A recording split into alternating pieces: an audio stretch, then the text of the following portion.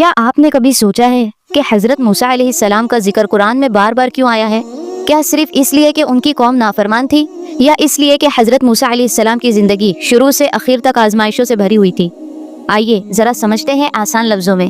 حضرت موسیٰ علیہ السلام کی آزمائش پیدائش سے پہلے شروع ہو گئی تھی۔ فرعون نے حکم دے دیا تھا کہ بنی اسرائیل کے ہر لڑکے کو قتل کر دیا جائے۔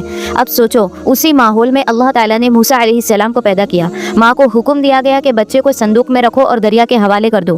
یہ کوئی عام آزمائش نہیں تھی، ایک ماں کے لیے اپنے بچے کو پانی کے حوالے کر دینا۔ لیکن اللہ کی حفاظت دیکھو، وہی بچہ فرعون کے محل میں جا پہنچا، اسی کے گھر میں پلا جس نے اسے قتل کرنے کا حکم دیا تھا۔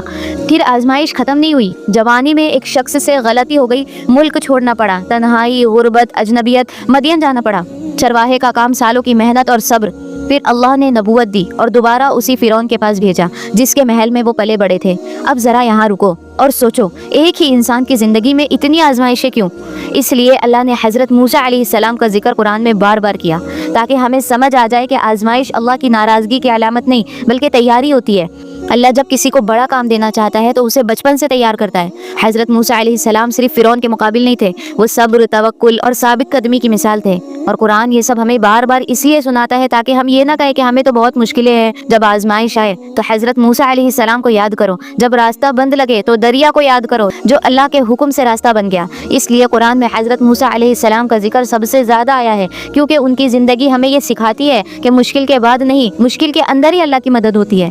اب سوال یہ ہے کہ ہم آزمائش میں اللہ پر بھروسہ رکھتے ہیں یا شکوہ شروع کر دیتے ہیں؟ یہی پیغام ہے حضرت موسیٰ علیہ السلام کا، اور یہی وجہ ہے کہ قرآن نے ان کا ذکر بار بار کیا ہے۔ اگر ویڈیو اچھی لگے تو اپنے دوستوں کے ساتھ ضرور شیئر کیجیے گا۔